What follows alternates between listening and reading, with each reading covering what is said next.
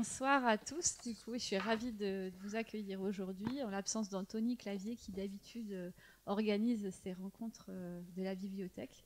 C'est des rendez-vous réguliers à l'occasion desquels on peut retrouver des anciens résidents qui ont écrit un ouvrage et qui viennent nous le présenter. Donc on est très content aujourd'hui de recevoir Annie Montaut, qui a été résidente en 2016 à l'Institut d'études avancées pendant 3 mois, je crois, janvier à mars 2016, et qui était venue aussi il n'y a pas longtemps lors des 15 ans de l'Institut d'études avancées avec Gitanjali Shri, qui a été aussi résidente, écrivaine, qui a écrit un livre qui a gagné le Booker Prize en 2022, Au-delà de la frontière, qu'a traduit Annie Montaut de Pilindi.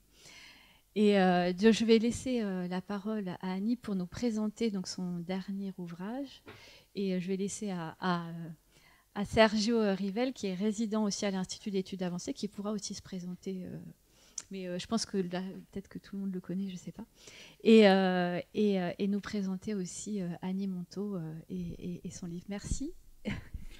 Merci beaucoup, Caroline. Merci à vous d'être présent. Et donc, comme Caroline l'a indiqué, c'est un plaisir, un honneur d'accueillir aujourd'hui Annie Montaut, donc ancienne fellow, comme c'était indiqué, pour la présentation de son livre « 3000 ans d'écologie indienne, penser autrement la nature », paru cette année chez Seuil.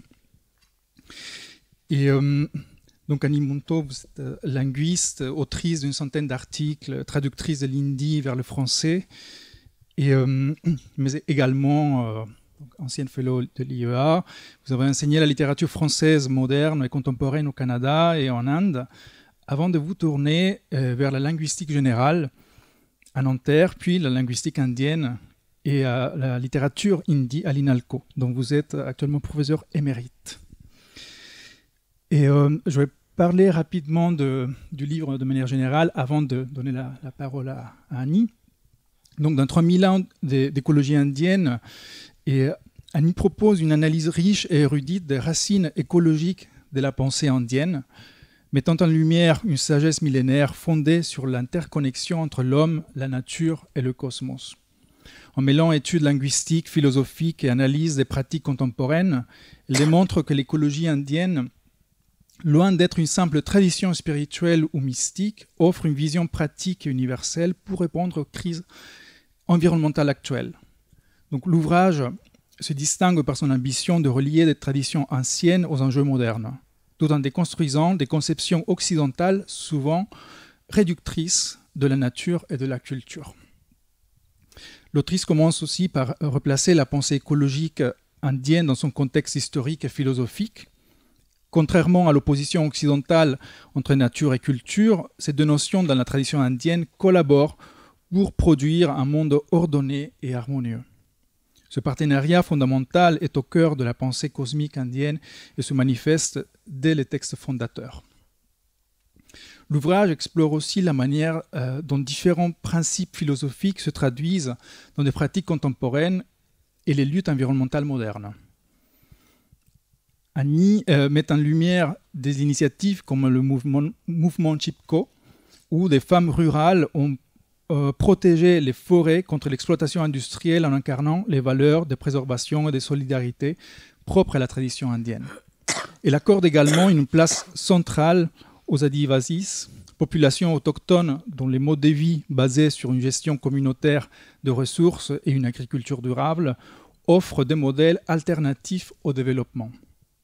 Ces exemples montrent comment les pratiques traditionnelles indiennes peuvent non seulement survivre, mais aussi inspirer des solutions innovantes face aux défis écologiques et sociaux.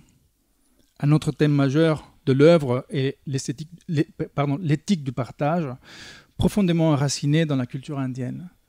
Le don de nourriture, anna, acte consacré depuis les temps védiques, illustre cette solidarité. Partager les ressources, qu'il s'agisse de nourriture, d'eau ou de terre, est vu comme une responsabilité morale et religieuse. Cette éthique s'oppose radicalement à la logique extractiviste et individualiste du capitalisme moderne, que l'autrice critique pour sa contribution à la destruction de la biodiversité, l'accroissement des inégalités. Il insiste sur la manière dont l'Inde, malgré les défis imposés par la modernité et la colonisation, reste profondément attachée à ses valeurs ancestrales qui continuent de guider les mouvements sociaux et environnementaux.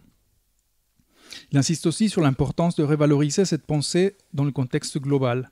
L'écologie indienne offre une alternative précieuse à l'idéologie consumériste et productiviste qui domine le discours contemporain. En redécouvrant des modèles basés sur la durabilité, le respect de la terre et l'interconnexion entre tous les êtres, l'ouvrage propose une voie vers une écologie plus intégrative, plus humaine. Il appelle à un dialogue interculturel où les traditions non occidentales ne sont plus perçues comme des curiosités exotiques, mais comme des sources d'inspiration essentielles pour repenser notre rapport au monde. Enfin, 3000 ans d'écologie indienne est une œuvre qui allie rigueur académique et sensibilité littéraire. Annie nous invite à dépasser les frontières disciplinaires et culturelles pour envisager une écologie globale où la préservation de la nature est indissociable de la justice sociale et de la solidarité.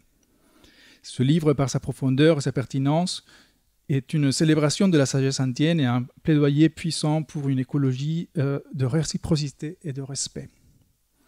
Donc ce soir, nous avons l'opportunité d'approfondir ces réflexions en sa compagnie, que vous soyez curieux de spiritualité, soucieux d'écologie ou simplement avide de découvrir une vision alternative du monde. Je vous invite donc à écouter attentivement ces paroles car elles résonnent avec une pertinence et une urgence qui ne sauraient nous laisser indifférents. Donc sans plus tarder, permettez-moi d'inviter Annie à nous parler de son œuvre, de sa démarche et des richesses infinies de la pensée écologique indienne. Merci Sergio. Comme tu as vous avez presque tout dit, au moins sur la spiritualité indienne.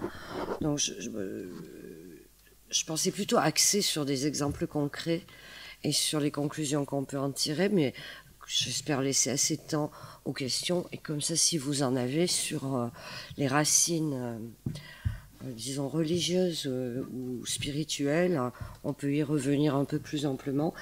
S'il y avait l'heure, ça m'aiderait énormément là. J'ai commencé par un paradoxe, c'est que pour certains, la culture indienne, c'est-à-dire la religion, la culture classique indienne, la religion est un modèle de déni de l'environnement. Je pense en particulier à Calicote dans Pensée de la Terre, et pour d'autres au contraire, cette même pensée classique est un modèle de pensée écologique. Là, je pense à Vandana Shiva. Pour les premiers, c'est le pessimisme bouddhiste en particulier, mais aussi le renoncement, qui, il est vrai, dans l'architecture des très nombreuses philosophies hindoues, classiques et anciennes, est une sorte d'obsession de finalité de la vie humaine. Et ça, évidemment, on peut interpréter ça comme l'interdiction même du désir d'intervention dans le monde, et donc de toute pensée écologique, de toute action en tout cas écologique. Ce qui est sûr, c'est la baisse dramatique de la biodiversité en Inde, comme ailleurs d'ailleurs. Mais l'Inde contenait 3 des hauts lieux, hotspots, de la biodiversité mondiale, avec l'Himalaya, par exemple, 3500 espèces d'arbustes endémiques, les Ghats occidentaux, 1300 espèces de plantes endémiques, et puis aussi, je vous passe les reptiles, les amphibiens et toutes les autres bêtes, les îles Andaman et Nicobar. Et cette biodiversité s'érode très vite. Par exemple, l'auroch indien a disparu, le canard à tête rose aussi, le rhinocéros dans les Sundarbans, la panthère asiatique, la cheetah, etc., etc. La connaissance même de la biodiversité, qui était souvent maîtrisée davantage par les basses castes à cause de leurs occupations. Par exemple, c'est un Ezava, c'est une caste du Kerala qui est souvent classée dans les hors castes et parfois dans les très basses castes. C'était, il y a quelques années encore, le meilleur connaisseur de la biodiversité en termes de plantes médicinales. eh bien, elle dégringole cette connaissance. Une enquête de 2000 en Himalaya a montré que, par exemple, les plus de 55 ans peuvent identifier 70% de la flore sauvage, en caractériser, c'est-à-dire les décrire 40%, et connaître les usages 5% seulement. Les 30-50 ans en connaissent 25%, peuvent en caractériser 4% et connaissent les usages de 1%, et les moins de 25 ans ne connaissent rien.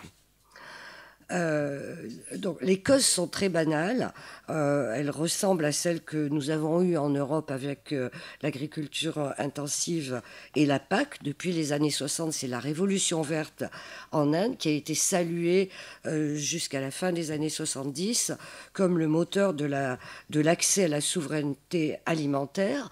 Mais je vous cite le cas du Punjab, qui est un peu un cas d'école, un cas extrême. C'est devenu, dans ces années-là, le grenier à blé de l'Inde, avec des monocultures dont tout le monde est familier. Et aujourd'hui, il est entièrement contaminé par les intrants, c'est-à-dire engrais chimiques, herbicides, pesticides, etc., avec des rendements de plus en plus faibles, malgré un accroissement de ces engrais et donc un endettement pour les paysans, une longévité, un taux de suicide record des habitants, des sols moribonds, des rivières empoisonnées, et une longévité en chute libre. En 5 ans, jusqu'à 2021, 5 ans de moins d'espérance de vie pour le Punjab, dont 7 ans pour la capitale Chandigarh.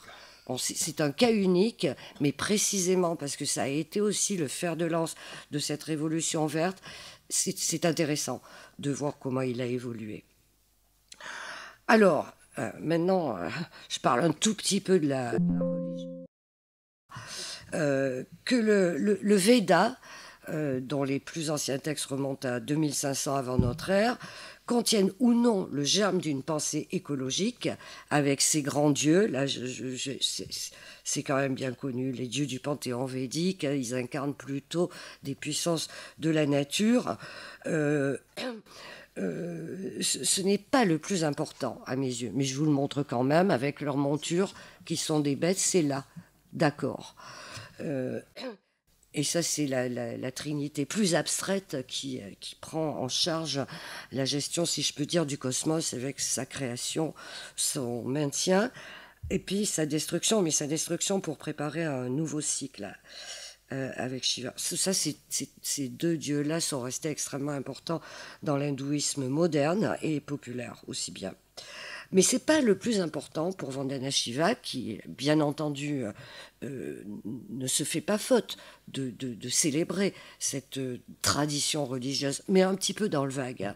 Le plus important pour elle, c'est que dans ses principes civilisationnels profonds, l'Inde ne sépare pas l'humain des autres vivants.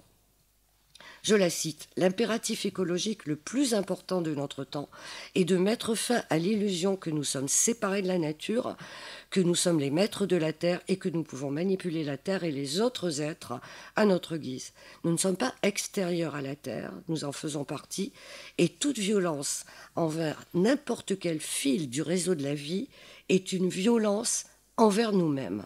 En effet, là j'arrête de la citer, les sévices que nous infligeons, je la résume, les sévices que nous infligeons à d'autres créatures procèdent de la même logique d'exploitation extractiviste que ceux qu'inflige un petit nombre d'humains puissants et privilégiés à d'autres humains.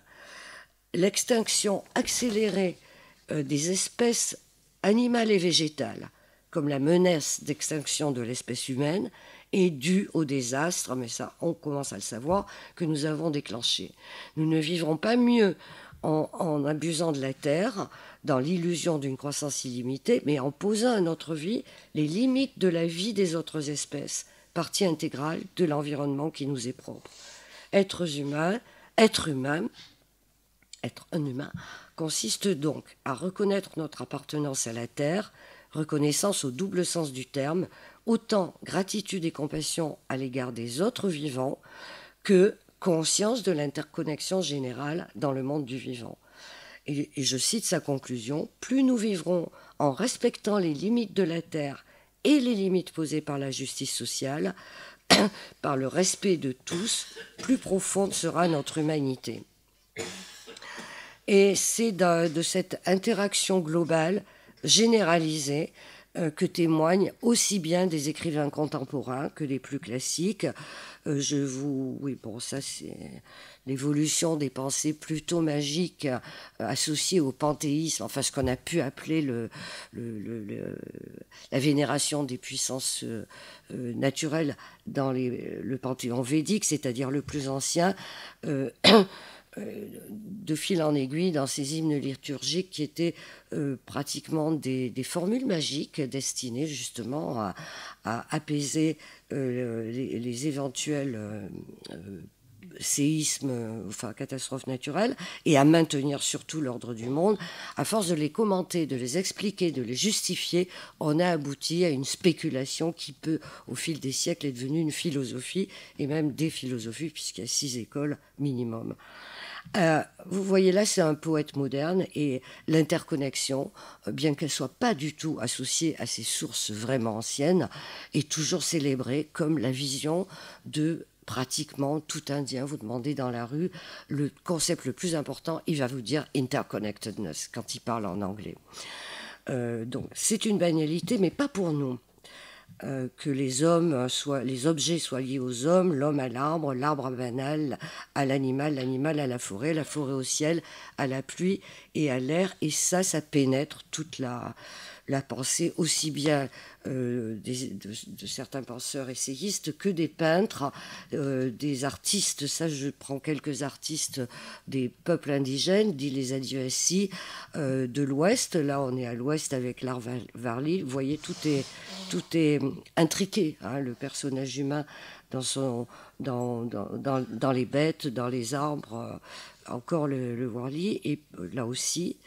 Et puis de l'autre côté, c'est-à-dire à l'est, dans le Chhattisgarh, on n'a pas les petits humains, mais on a la même intrication de tous les éléments du vivant. Et dans le Maharashtra, le sud aussi. Dans le centre, chez les Gonds, vous voyez, l'homme se termine en feuilles et en arbres et en ramures. Et puis, bon, là aussi, c'est de l'art gonde. Et donc, qui ne sont pas des hindous. Les peuples premiers ont été à divers degrés hindouisés. Certains ne le sont pas du tout, comme aux Andaman, et d'autres beaucoup plus. L'art proprement hindou, vous voyez, c'est un petit peu la même chose, avec des figures humaines, de divinités, d'animaux, et puis de fleurs. Non, je me trompe. Et l'art dit d'élite, c'est-à-dire les peintres qui sont dans des galeries, c'est pareil. Ça, c'est le Speaking Tree de Ghulam Mohammed Sheikh, et vous voyez, à plein de personnages. Il y a tous les grands saints de Gandhi à Kabir qui sont suspendus dans les branches avec des bêtes et des plantes. Alors, bon, et ce lien est donc resté très vigoureux, mais il ne faudrait pas s'imaginer qu'il est partagé par l'ensemble de la population. Il est particulièrement vigoureux, et il l'a surtout été chez les ruraux, et particulièrement chez les pauvres, et beaucoup moins dans la bourgeoisie urbaine. Les pauvres des campagnes, en effet, c'est ceux qui, puis c'était quand même à l'indépendance plus de 90% de la population qui étaient des ruraux. Donc évidemment, c'est des gens qui ont toujours traditionnellement vécu en direct avec le vivant, et pour qui la nature a été la ressource vitale, enfin ce que nous on appelle la nature, la ressource vitale, mais aussi la compagne de vie et l'amie si elle est bien traitée, la vengeresse si elle est maltraitée, c'est-à-dire exploitée. Leur écologie, si on peut employer le terme, hein, puisqu'il est assez récent, c'est un mode de vie et de pensée spontané, grassroots, comme on dit en Inde.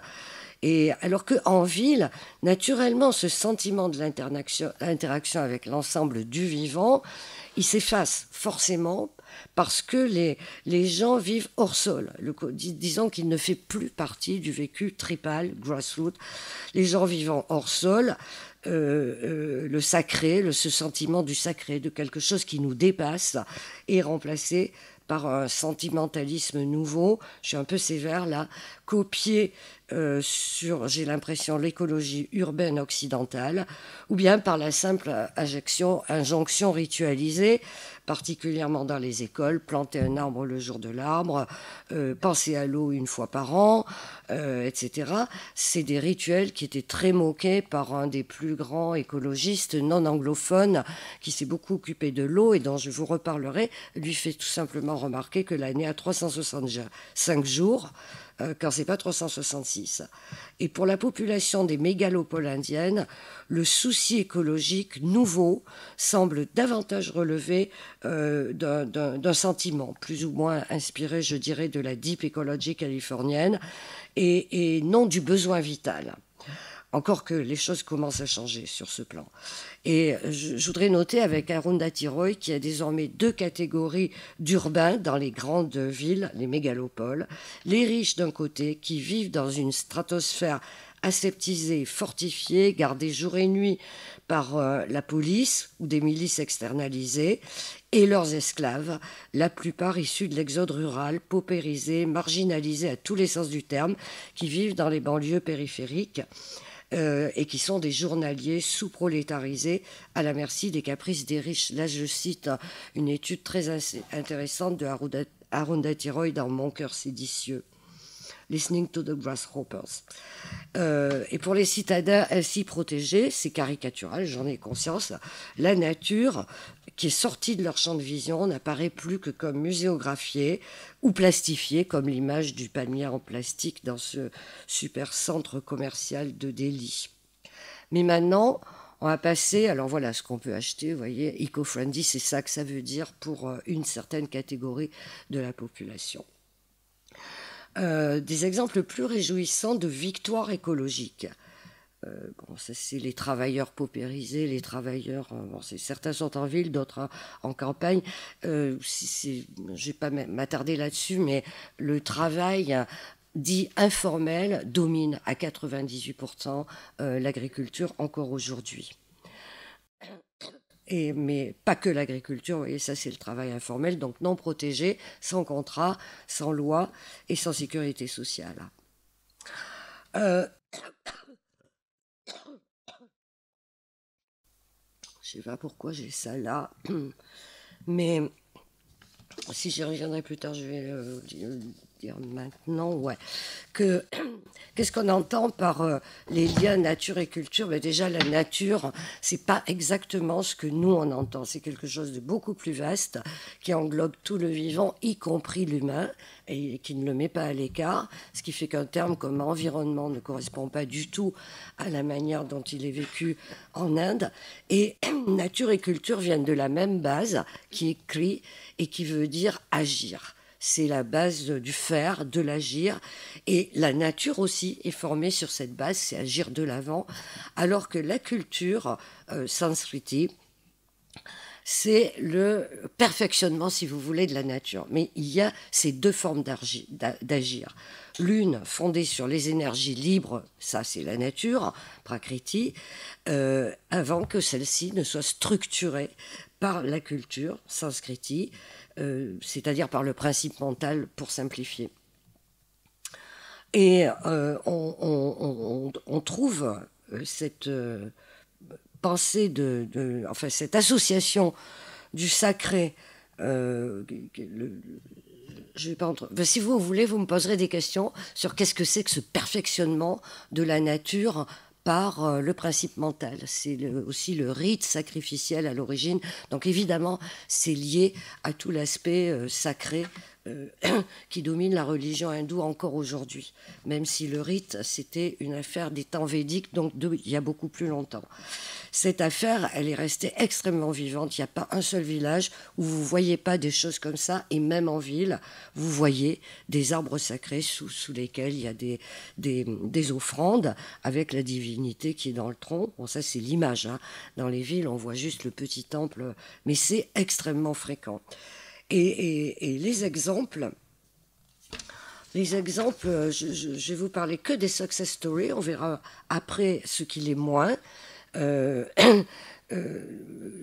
l'arbre, c'est le siège de la divinité, il y a aucun doute, vous le voyez, mais c'est aussi ce qui fournit l'essentiel des ressources vitales pour beaucoup de populations, et normalement, en particulier les populations himalayennes, mais aussi de pratiquement tout village.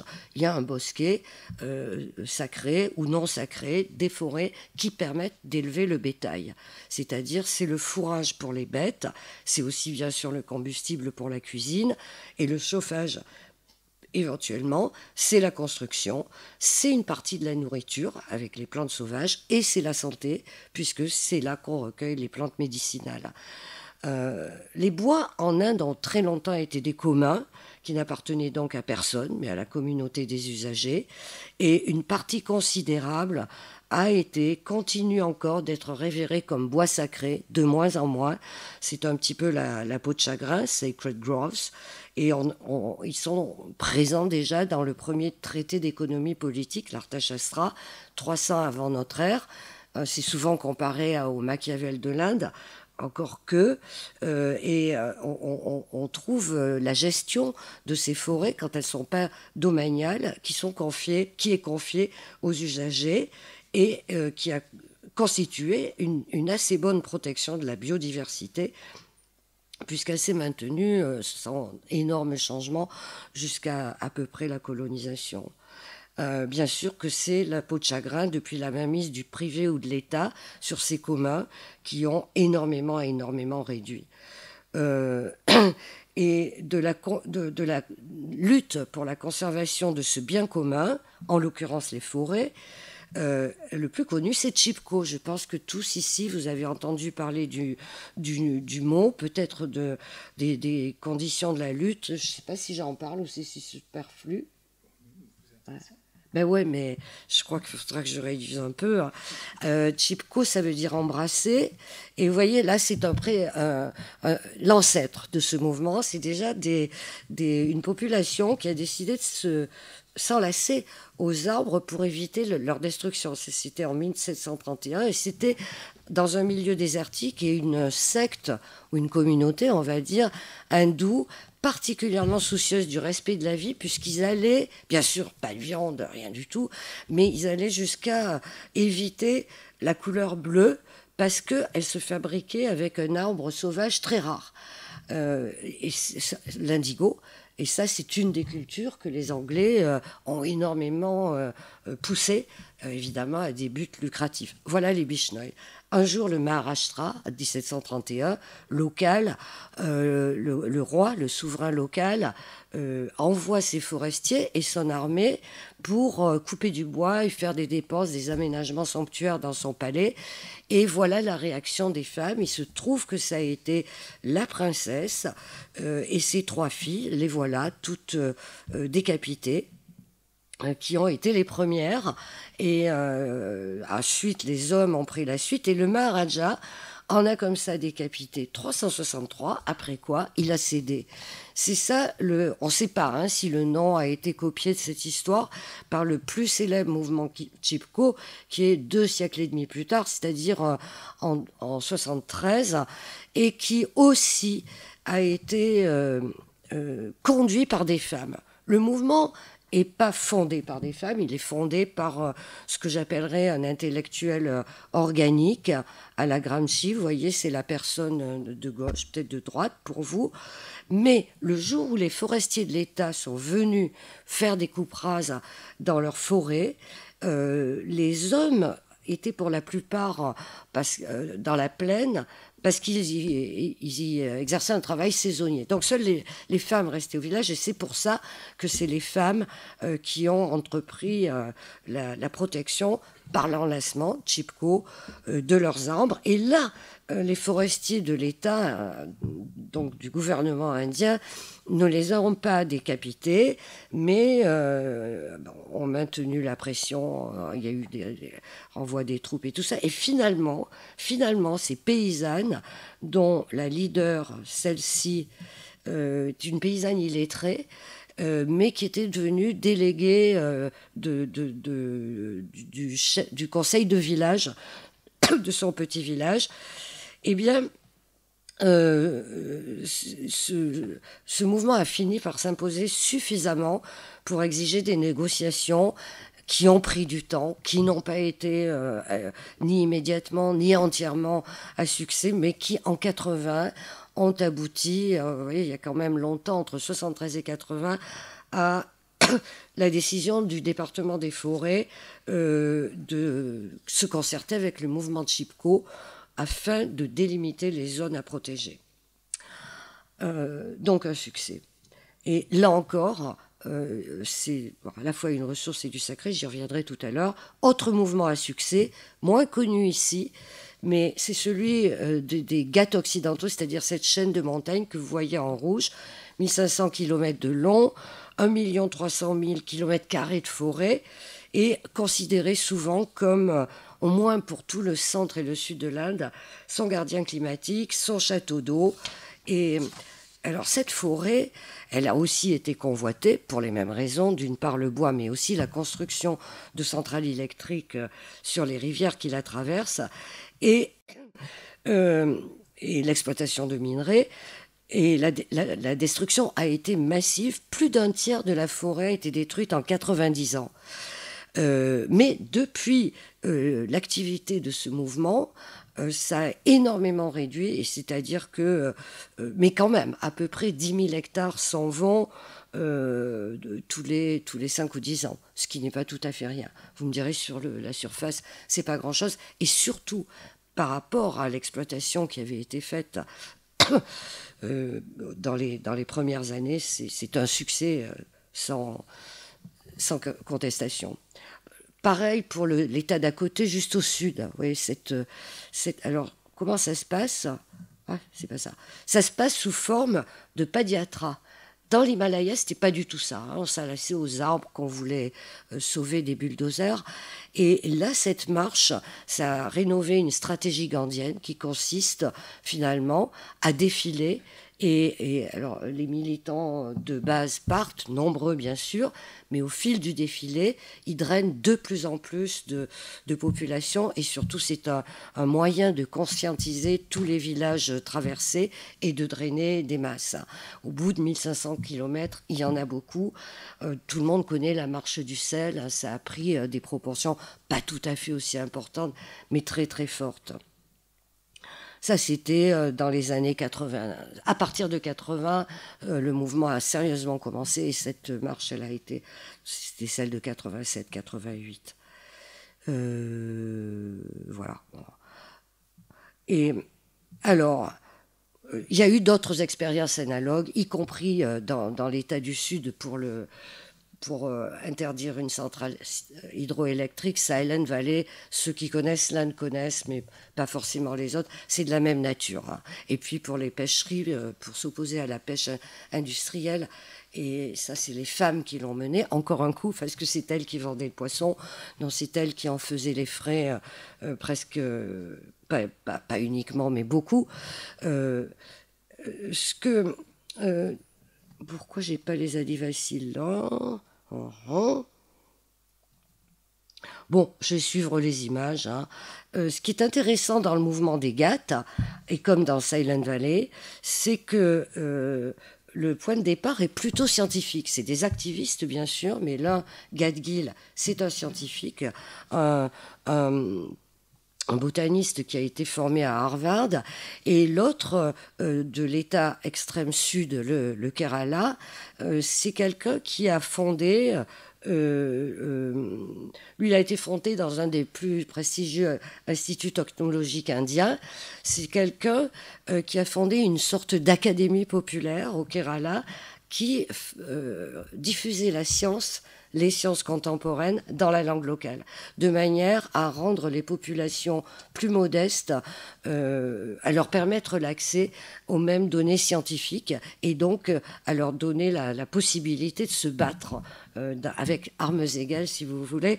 Et cette académie a joué un très très grand rôle dans tous ces mouvements du Sud.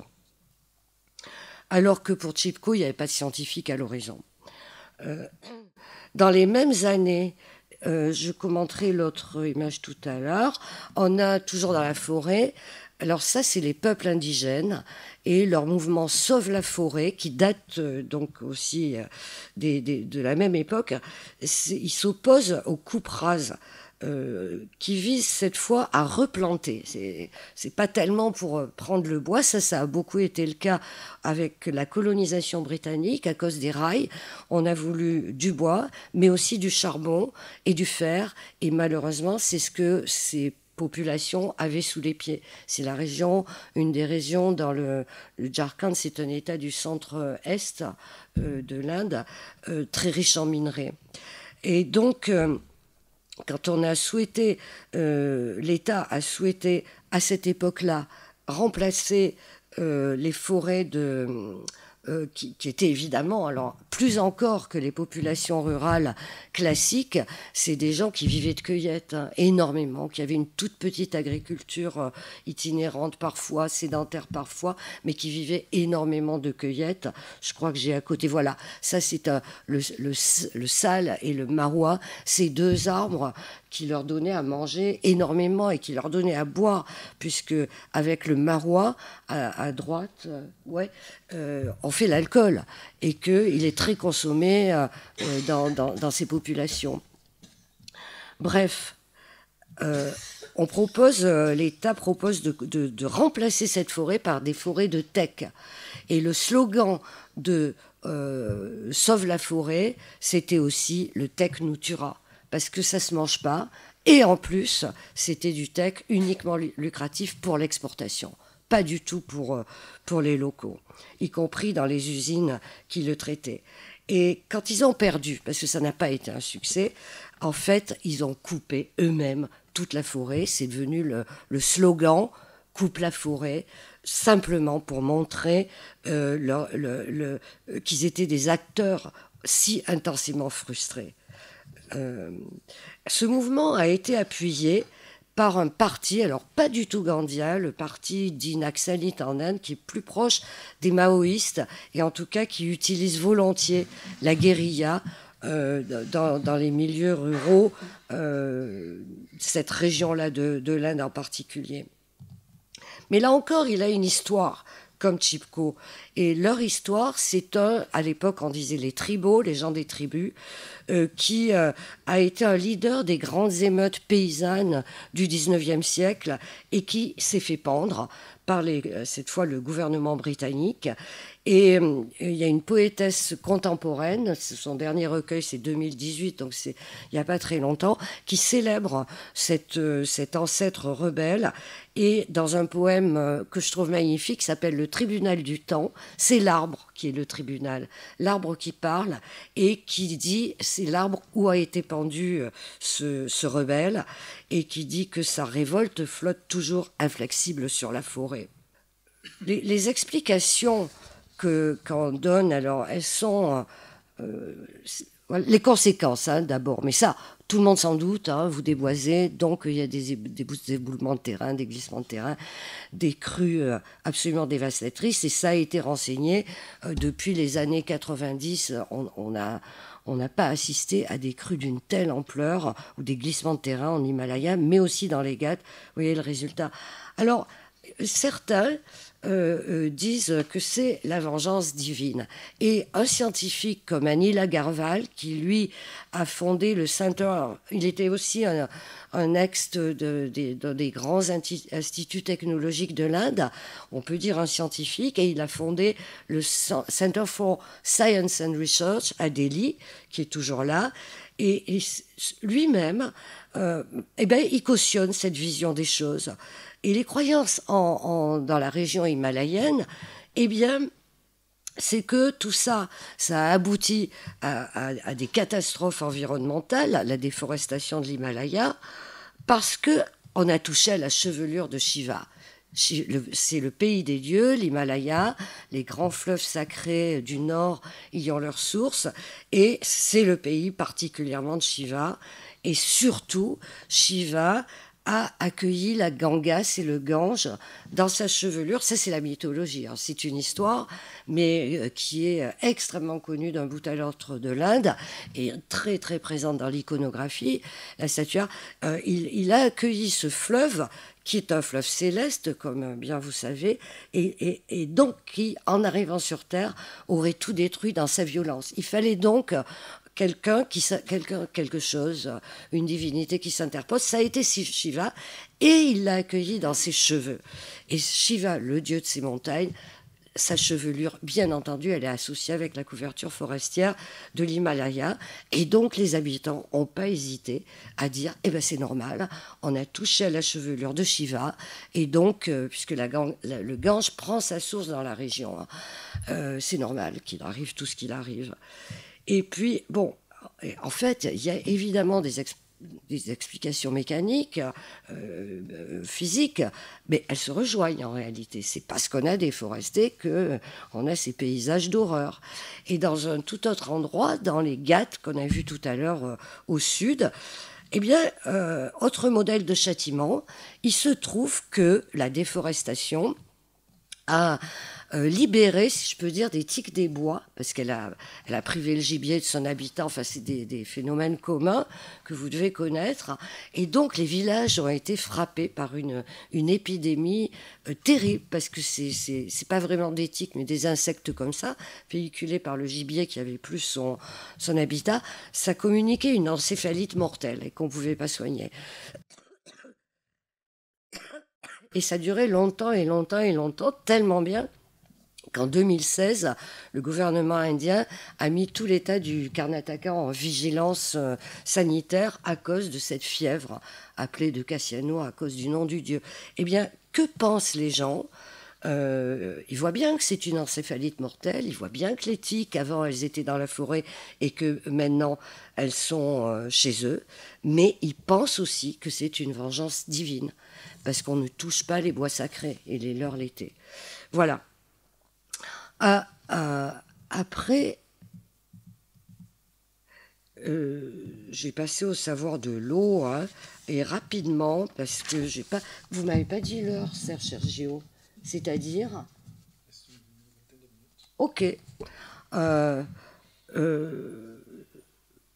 L'eau, l'exemple le plus parlant, bien sûr, c'est là où il n'y en a pas. Et c'est ce qu'on appelle le désert de Thar, en Inde, qui n'est pas vraiment un désert, mais semi-désertique. Et dans sa partie orientale, il a 19 mm de pluie, c'est très très peu. Et les gens se débrouillent pour ne pas manquer d'eau, en tout cas quand leur consommation est modeste, et surtout quand ils ont les techniques, qu'ils ont toujours les techniques traditionnelles. Ça va du plus petit, vous avez là, c'est un puits étroit et profond, il y a 3 images dessus, on voit à peine ça, hein, ça doit avoir 1 mètre de haut, ça ponctue le désert, il y en a partout, et dessous, c'est ça qu'il y a.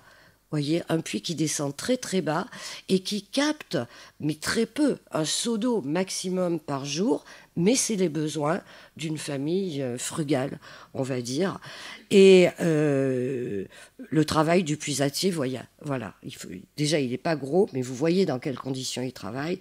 Et ensuite, il fait le parement du puits qu'avec l'herbe locale. Donc c'est tout des dispositifs qui ne coûtent rien, ni électricité, n'importe aucun matériau, pas de pierre dans la région. Bon, on fait avec ça.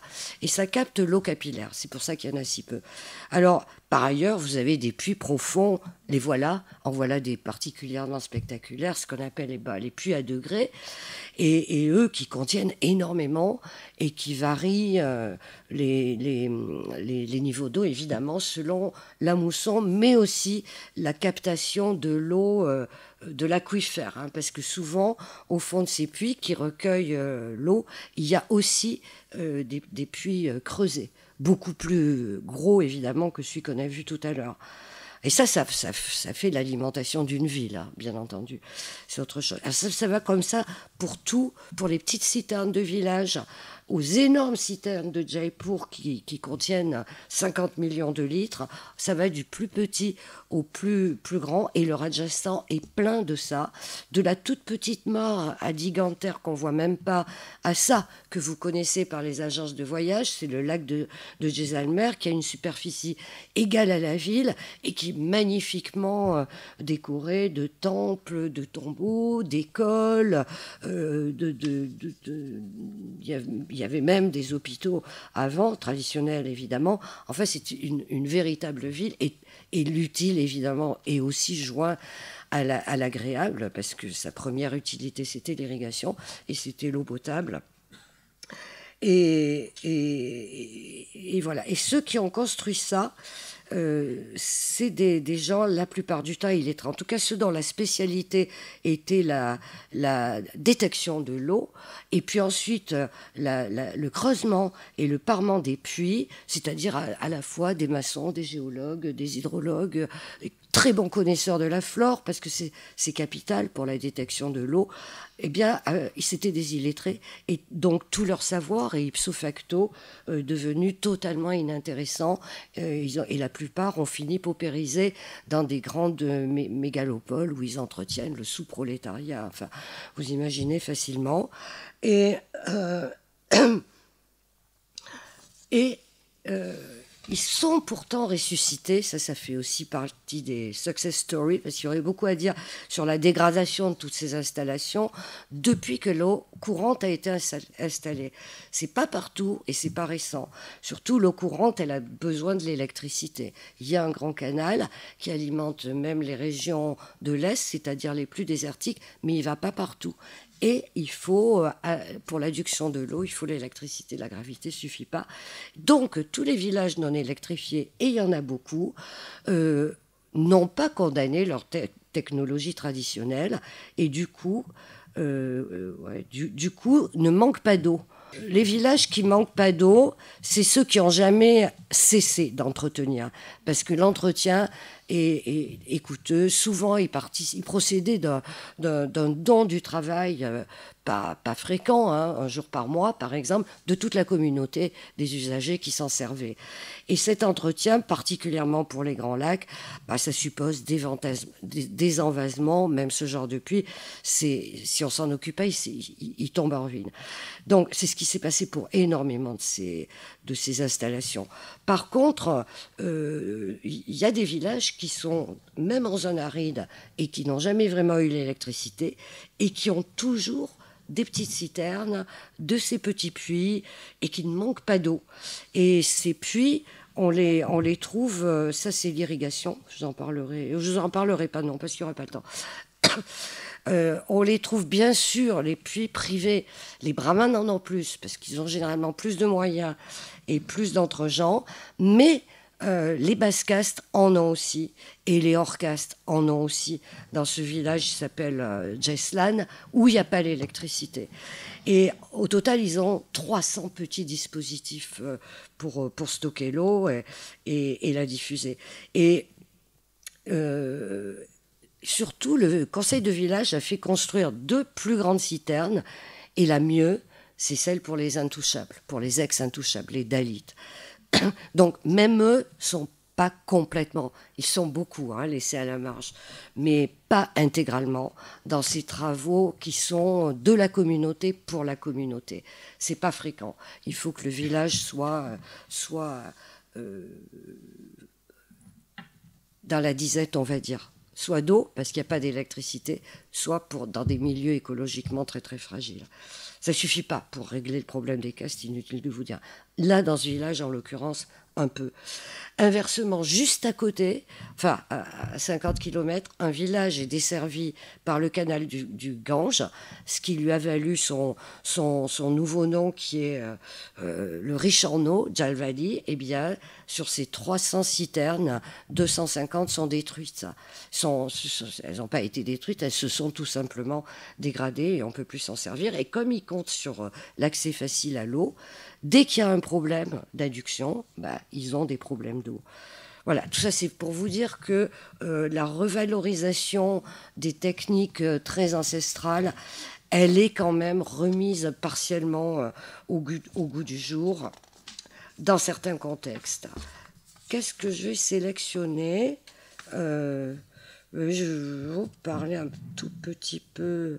Non, les Adivasi, où on les a vus tout à l'heure, ça c'est l'irrigation, ça. Pays désertique, hein, il y a 30 ans. Ça c'est un de ces villages, type Miracle Water Village. Même des films ont été tournés à la télé. Il y en a 4 ou 5 comme ça, qui en l'espace de 10-20 ans ont transformé un désert en ce que vous voyez. Hein. Évidemment, on ne va pas faire du maïs là-dessus. Il y a une gestion aussi raisonnée des cultures qu'on peut mettre et pas mettre. Mais ça suffit à nourrir le village. Et puis, à part...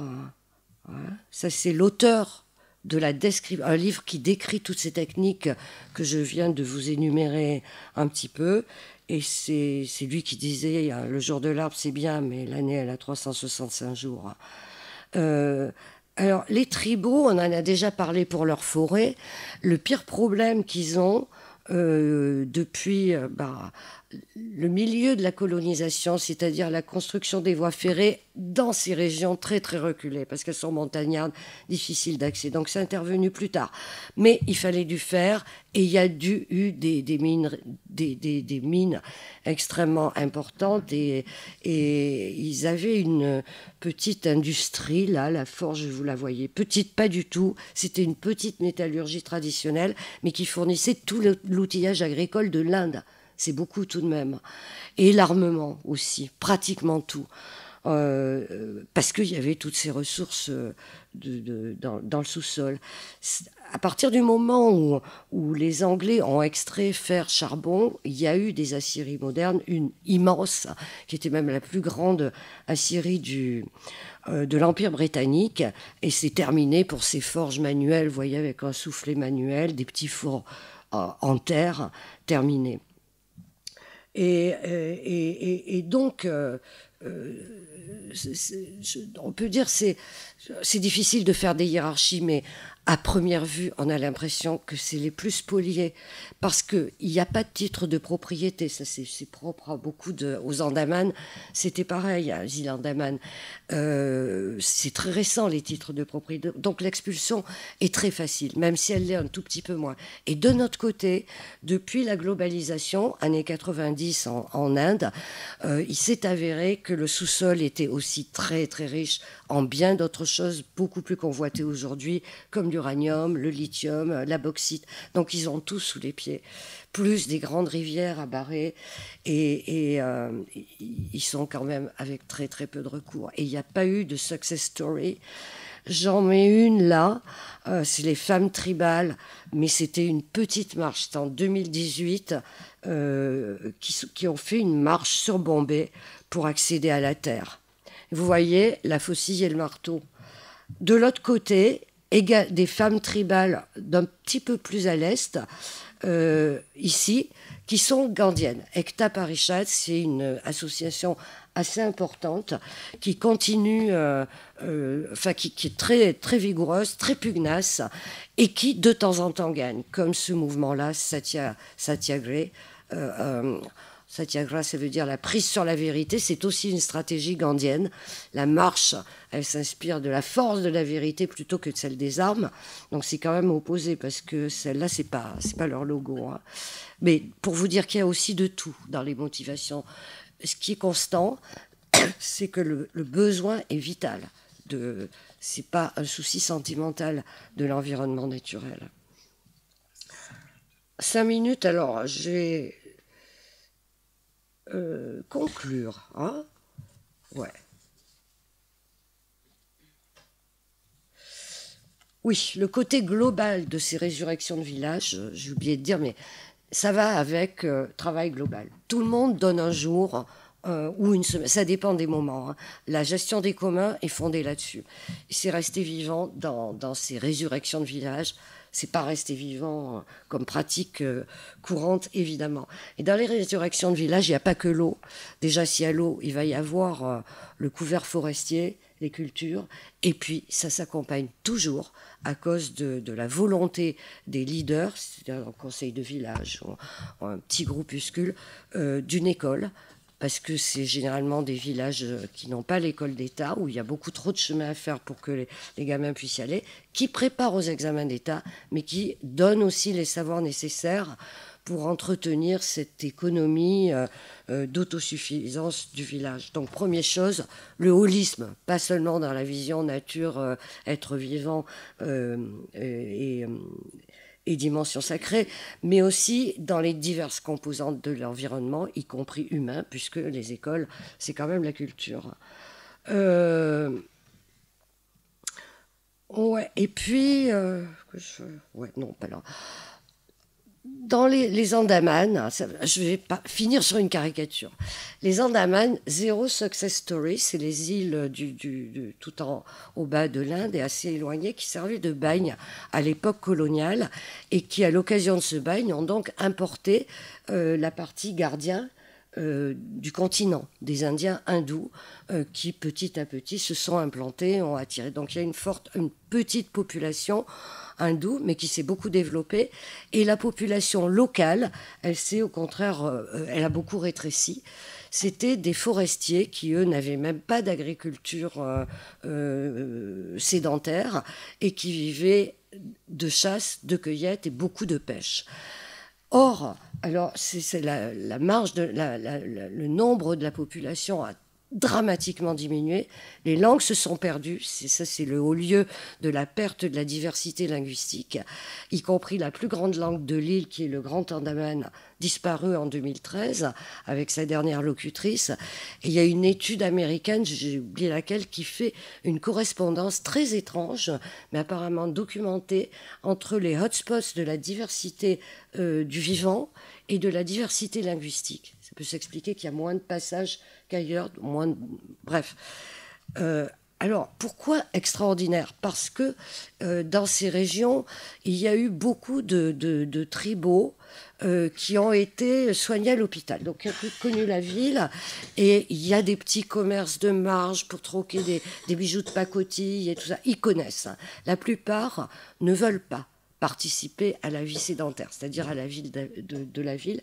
Et ils donnent des raisons que nous, c'est notre mode de vie, shifting culture, connaissance de la forêt, qui nous permet d'être adaptable à notre environnement, de comprendre la nature, de la voir même. Vous la voyez pas avec les lumières artificielles, vous avez le noir et le blanc et c'est tout.